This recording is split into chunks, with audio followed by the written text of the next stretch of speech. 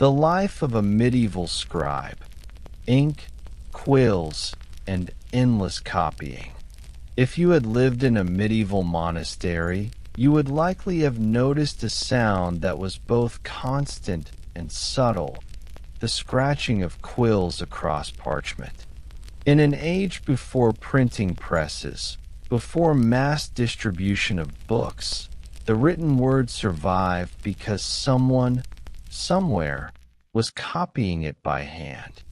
The scribe's desk, cluttered with ink pots, goose feathers, and parchment sheets, became the quiet stage upon which the preservation of knowledge depended. Their world was not one of drama, but of patience. It was a world of waiting, of repetitive gestures, and of learning to accept the monotony of transcription. And yet, without their endurance, much of history would have been lost. Today, you might imagine reading as effortless or books as ordinary. But each medieval book represented thousands of hours of slow, methodical effort, copying letter by letter, line by line. Section 1 will place you at the scriptorium desk. You will learn what the scribe saw, felt, and endured, from the cold stone walls of the monastery to the crackle of parchment under his hands. The setting of the monastery. The scribe's work began with the monastery itself. These institutions were not bustling cities, but rather cloistered, ordered worlds designed for prayer and discipline. Monks followed a schedule marked by bells, hours of prayer, hours of labor, hours of silence. The scriptorium, the writing room, was often a long hall with narrow windows. The stone walls held in both the chill of winter and the dampness of spring. The air often smelled of wax, oil lamps, and the faint tang of iron gall ink. Light was precious. Without electricity or gas lamps, the work of transcription relied on daylight filtering through narrow slits in the wall or on the flicker of a single candle.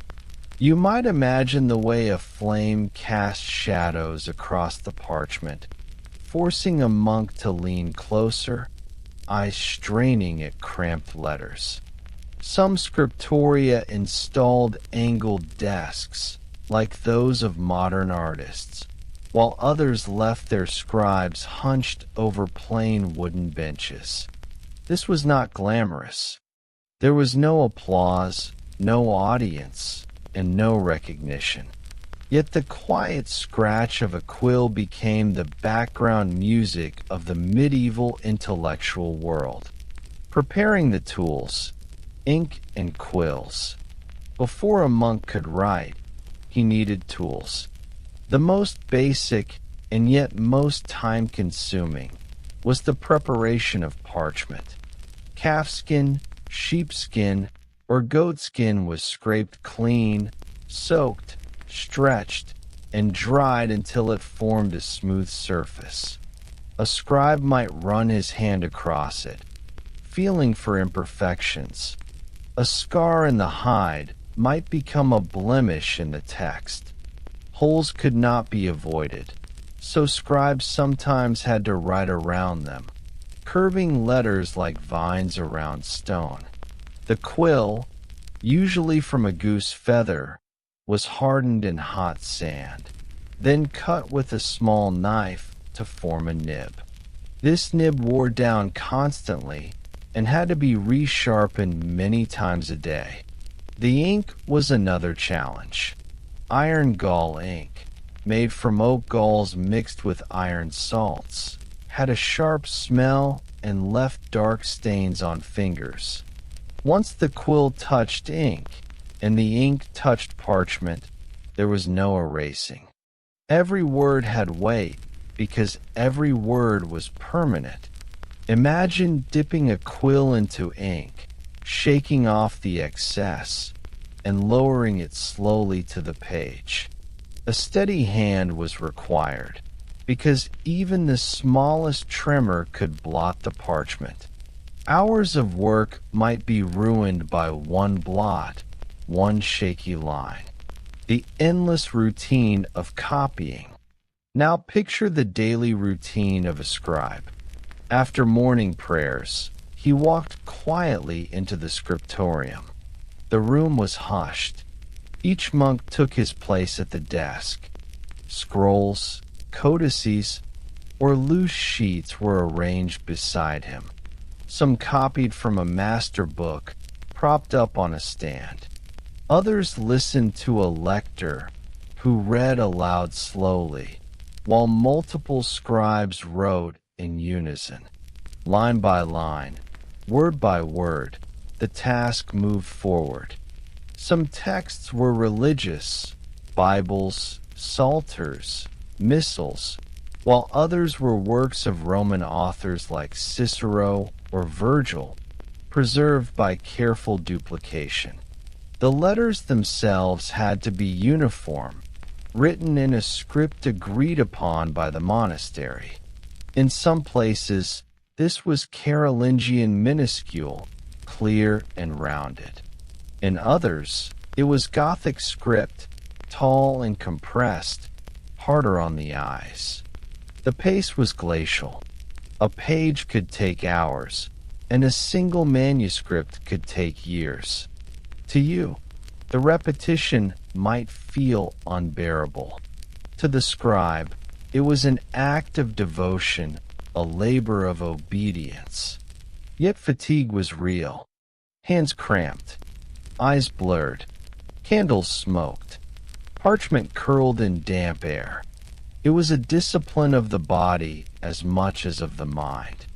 Mistakes and marginal notes. Even in such discipline, mistakes crept in. A slip of the hand, a skipped line, or a repeated phrase. These were common. Sometimes the scribe corrected with a faint scraping of the parchment.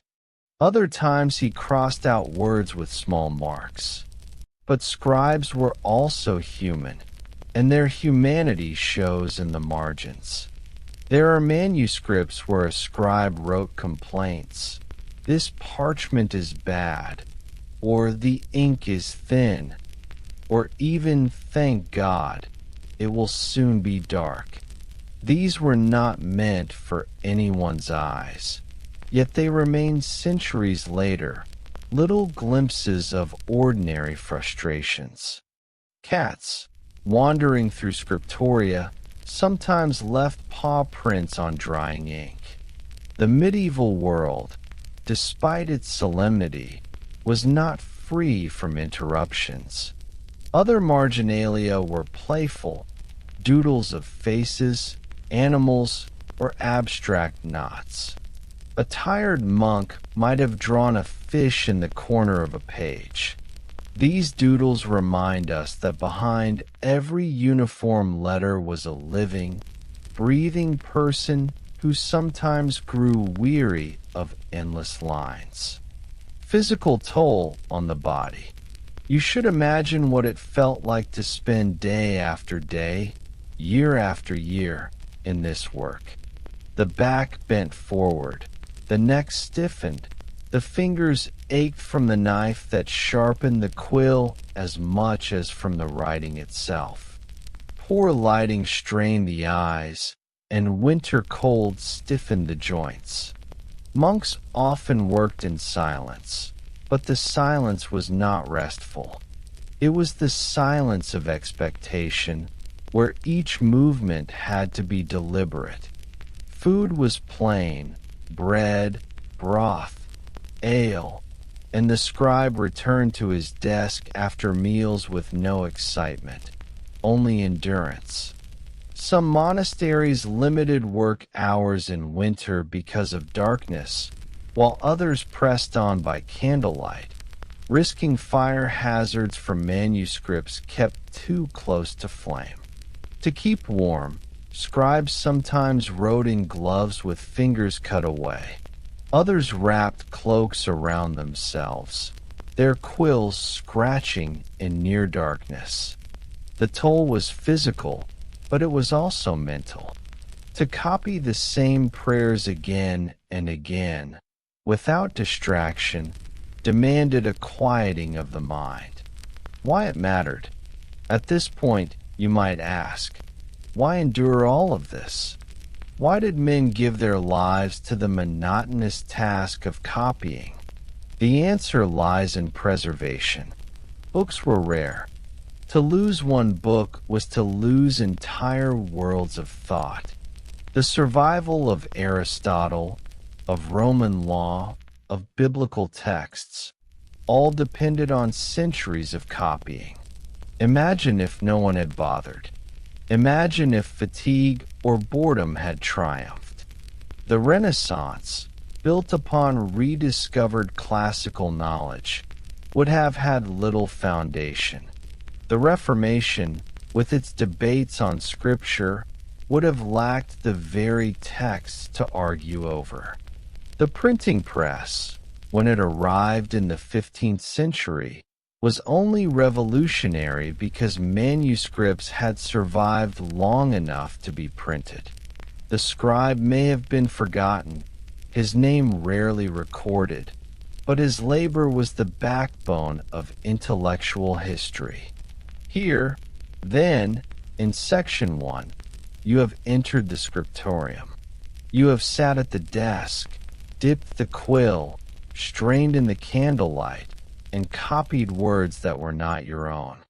The silence was heavy, the hours long, and the progress slow. But with each letter, each line, something greater than the scribe was preserved. And yet, there remains a question. Was the scribe aware of his own importance? Did he know, as he bent over his parchment, that centuries later people would still read the words he preserved? Or did he see only the candle, the ink, and the endless work before him? Letters, training, and illumination. The discipline of letters. When you look at a medieval manuscript today, you might notice that the letters are uniform, each shaped as though guided by invisible rulers. But this uniformity was no accident. Training to become a scribe began with discipline, hours of practice drawing strokes, lines, and shapes before actual letters were attempted. Apprentices often spent months copying alphabets, sometimes under the correction of a senior scribe who inspected each letter with a sharp eye. The aim was not creativity, but precision. A sloppy hand might ruin an entire manuscript. Thus, scribes were drilled to remember that every stroke was part of a tradition. The forms they copied were centuries old. They were caretakers, not inventors, of writing. Letters were measured carefully. Some scripts required ascenders and descenders, the tall strokes of B and D, or the downward tails of G and P, to be perfectly aligned. The spacing between words was often minimal, sometimes absent, making reading aloud essential. Imagine practicing the same letter again and again until the movements became almost mechanical, until your hand could write without thought, and your mind could drift into prayer or fatigue. The evolution of scripts.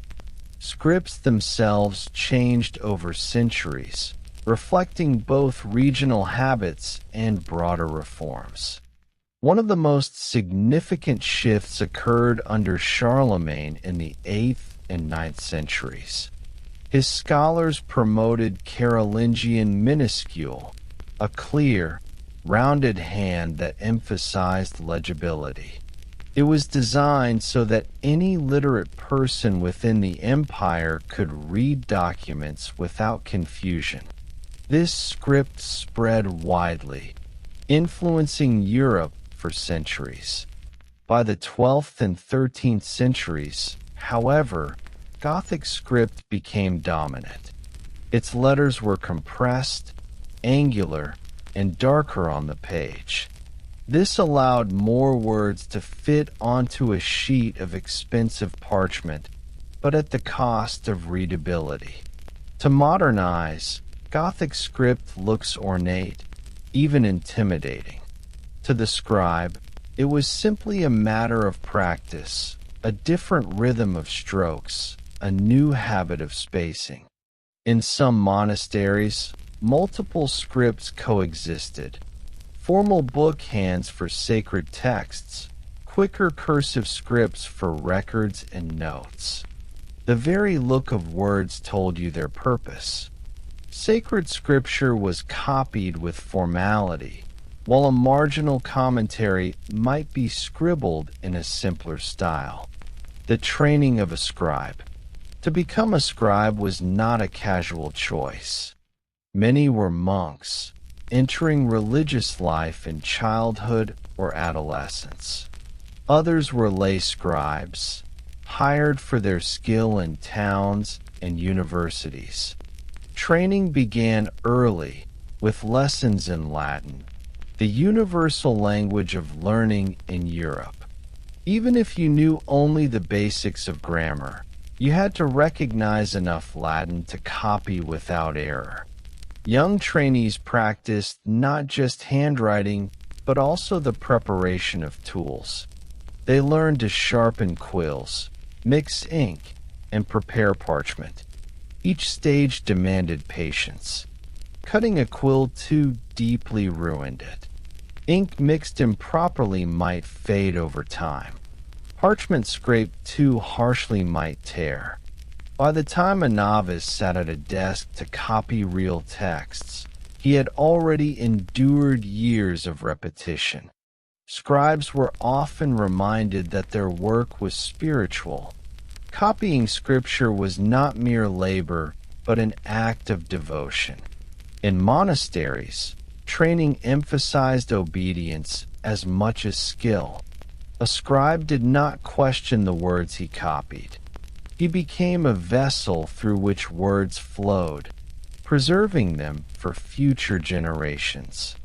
The art of illumination. Although most manuscripts were plain, some were adorned with decoration that turned words into art. This was the work of illuminators, often scribes themselves, though sometimes separate specialists. Illumination included large decorated initials, borders with vines and animals, or even miniature scenes. The name, illumination, came from the use of gold leaf, which reflected light like fire.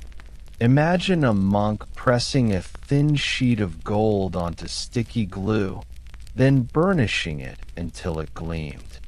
Around it, he painted with pigments made from crushed minerals or plants, deep blues from lapis lazuli, reds from cinnabar, greens from verdigris. These colors were costly, sometimes requiring materials brought from distant lands. Not every book was illuminated. Many were simple, utilitarian volumes for everyday use. But when illumination was applied, it gave manuscripts an otherworldly presence. A Bible with golden letters under candlelight must have seemed alive, its text glowing like divine light. Illuminations also reflected the personality of the artist. While texts were copied with rigid uniformity, margins gave room for creativity. Here, you might find rabbits playing trumpets, knights fighting snails, or grotesque faces peering from vines. The humor of these images contrasts with the solemnity of the words, reminding us that medieval life included laughter even in sacred spaces. Collaboration in the scriptorium. Copying a manuscript was rarely the work of one man alone. Large projects required teamwork. One scribe might copy the text, another correct mistakes, and another add decoration. Illuminators worked after the text was finished, painting over prepared spaces. Bookbinders stitched the parchment sheets into gatherings, then sewed them together into a codex. In great centers of learning, such as Paris or Bologna, professional scribes and illuminators worked to meet the demand of students. The rise of universities in the 12th and 13th centuries created a new market for books, particularly textbooks of law, medicine, and theology. The work was still slow, but an organized team could produce books more quickly than isolated monks. The process was methodical. Gather parchment, rule lines with a stylus, write carefully, correct errors, leave blank spaces for initials, then hand the manuscript to illuminators and binders.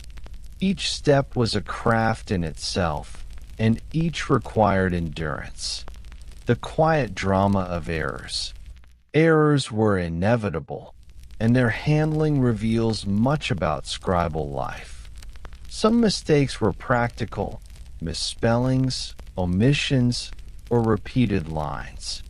Others were more dramatic, such as entire pages written upside down, or entire sections left blank where a scribe forgot to fill them.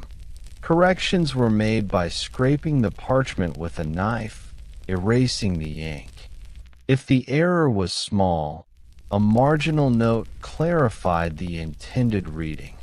Sometimes, scribes drew pointing hands, called manuscripts, to indicate corrections. Yet mistakes also show us the humor of the scribe. Some wrote apologies. "I am very tired," or "my hand is slow." Others left prayers. "May God forgive me for this error."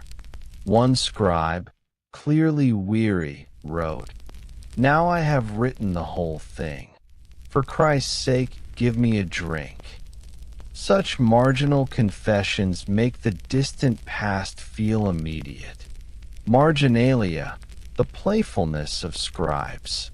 If illumination gave space for artistry, marginalia gave space for play. These notes and doodles reveal the inner lives of scribes. You might find sketches of dragons, caricatures of fellow monks, or small stories told in images beside sacred texts. Why did they do this? Perhaps boredom, perhaps quiet rebellion against monotony, or perhaps a desire to add humanity to the mechanical task of copying. Marginalia has puzzled scholars for decades. Why the endless drawings of knights fighting snails? Why the monkeys performing human tasks? No definitive answer exists, but perhaps the scribes were simply entertaining themselves in long hours of silence. In this way, the margins of manuscripts contain another history, not of kings and battles, but of jokes, complaints, and whimsical sketches. The legacy of styles and decoration. What scribes could not have known was how long their work would last. A letter drawn with precision in the 12th century can still be read today. An illuminated initial still gleams with gold. Marginal doodles still puzzle and amuse. The survival of these works gives us a window into their world. The uniformity of script made knowledge transferable across regions. A scholar in Italy could read a manuscript copied in France.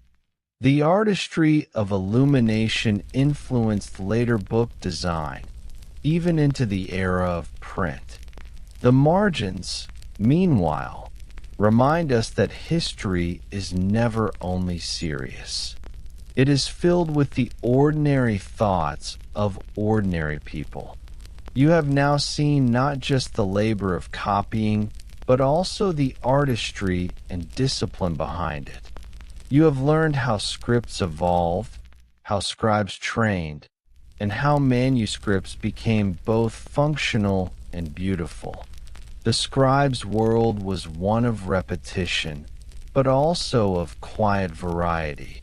The shift from rounded to angular letters, the glint of gold, the doodle in the margin.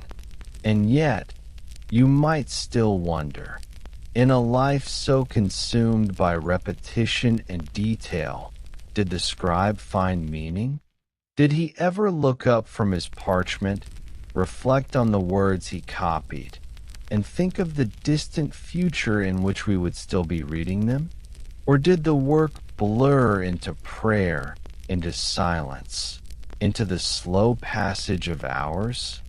Decline, printing, and legacy. The body at the desk. For all the devotion placed into manuscripts, the daily labor of a scribe was taxing on the body. Hours of sitting hunched over a desk strained the back and shoulders. The eyes, straining by candlelight, grew weary. Quills required constant trimming, and ink required mixing. The process was slow, repetitive, and physically draining. Many manuscripts include small notes written by exhausted scribes. You may recall the plea. The parchment is cold, the ink is faint, my hand is tired. Another wrote, as the harbor is welcome to the sailor, so is the last line to the scribe. These complaints, preserved across centuries, remind us that behind each page was a human body enduring hours of work. Fatigue could lead to mistakes, which in turn demanded corrections. To scrape away ink with a knife was one thing, but to endure day after day of the same posture left its mark on the body. It is no surprise that some monks saw their work as a form of penance, a slow, bodily offering in service to God. The slow decline of manuscript culture. By the 14th century, demand for books was increasing, particularly in cities and universities. Lay scribes worked alongside monks, producing books for scholars, merchants, and lawyers. Yet even as the craft expanded, it was already entering its slow decline. The more books were needed, the more inefficient copying by hand seemed. To produce a single Bible could take a year of labor. To supply an entire university class with textbooks could take the combined efforts of several teams. Regional workshops developed systems to speed production. In Paris, for example, piecea copies were made. Manuscripts divided into sections so that multiple scribes could copy different portions at once, later bound together. This system kept pace with demand, but it foreshadowed something more revolutionary. The printing press arrives. In the mid-15th century, Johannes Gutenberg introduced a new technology in Mainz, Germany, the printing press with movable type. At first glance, it seemed a mere tool of efficiency, a faster way to produce books. But in truth, it transformed knowledge itself. Printed books could be produced in dozens, then hundreds, of identical copies. Texts once confined to monasteries spread into towns and cities. Errors, once unique to each manuscript, could be corrected across entire print runs. The uniformity and scale of print dwarfed the centuries of careful scribal copying. To scribes, the change must have been unsettling. Some manuscripts from the late 15th century are written to imitate print, their letters compressed and uniform, as if competing with the machine. Others continued in older hands, perhaps clinging to tradition. Within a generation, however, the dominance of print was undeniable. The persistence of scribes. Despite the press, scribes did not vanish overnight. In monasteries, copying continued for devotion. Some wealthy patrons still desired illuminated manuscripts, regarding them as luxuries unmatched by print. The act of writing remained a sacred act, even if the world was changing. In some cases, scribes adapted by becoming printers or proofreaders. Their expertise in letters, language, and correction gave them roles in the new trade. The boundary between manuscript and print blurred. Books of the 1470s often included hand-painted initials or decorations, marrying the old and the new. But the role of scribes as the primary preservers of text had ended. What had been a slow labor of centuries became the swift output of presses. The age of manuscripts closed, but its legacy endured. The legacy in libraries. Today, manuscripts rest in libraries and archives, far removed from the candlelit scriptoria in which they were born. Each carries the marks of its making. The stretched parchment, the faint ruling lines, the corrections and doodles in the margins. Some bear the names of their scribes. Many remain anonymous. They preserve not only texts, but also the humanity of their makers. The notes of fatigue, the prayers, the jokes in the margins, the artistry of illumination, all speak across centuries. When you hold a manuscript in your mind, imagine the countless hours invested, the sore backs, the sharpened quills, the whispered prayers. These books became the foundation for the knowledge we inherit. Without the centuries of copying, much of ancient literature, philosophy, and scripture would have vanished. Even as print transformed culture, it built upon the foundation scribes had laid. The irony of boredom preserving knowledge. It is worth reflecting that much of our knowledge today exists because of boredom.